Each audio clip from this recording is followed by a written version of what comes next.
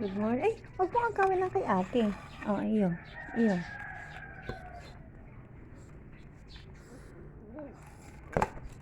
Naku, tinaktak na. Ba't po tinaktak? Ibalik. Balik eh. Okay. Ay, naku, ginaya din. Tinaktak na rin. Hoy. Kayong dalawa. Ha? Ba't niyo tinaktak? Ikaw, ate. Ha? Oh, sige, kain lang, kain. Oh, sige, pulutin nyo na lang dyan. Oh, ay, kukunin ko na to. Baka inyong ipagpalo sa kanyang mga ulo. Oh, ito. Pulutin nyo na lang dito. Ayan, oh. Nag-aalmusal ang aking kambal ng Marie. Ayan, dito kami kasi mainit. Para mainitan din ang dalawang ito. Ayan, nakain ng Marie ang kambal.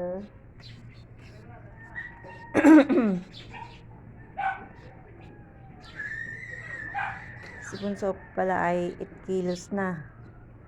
Ayan, si Bunso, 8 kilos na yan si Bunso. Ito naman si ate ay 5 kilos na. So, tumaas-taas na yung timbang niya. Nasa kuna sila, guys. Ayan. Silang dalawa.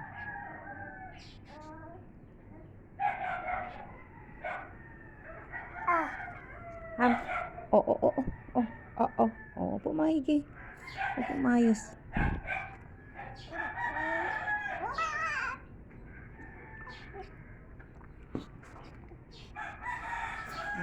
Kain. Sige, kain. Ubusin nyo yan, ha? Yan. Sino yan? Close, open. Close, open muna. Dali. Close, open. Close, open. Close, open. Close, open. Close, open. Close, open. O, si Benso. Close, open.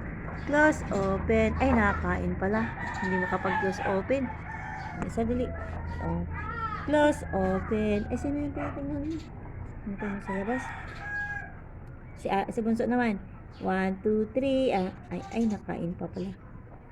O, sige, mamaya na. Ito naman. Nakain pang tao. Nakapa-istorbo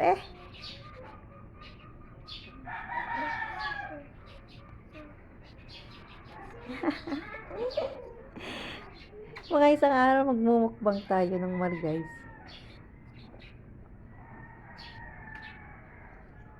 Magmumukbang kami. Nakagaw ni ate. Tingnan natin. Oo, makaagaw. Sige nga, makaagaw. Makaagaw. Ayan, bibi. Ayan, Oo. Ito, Oo.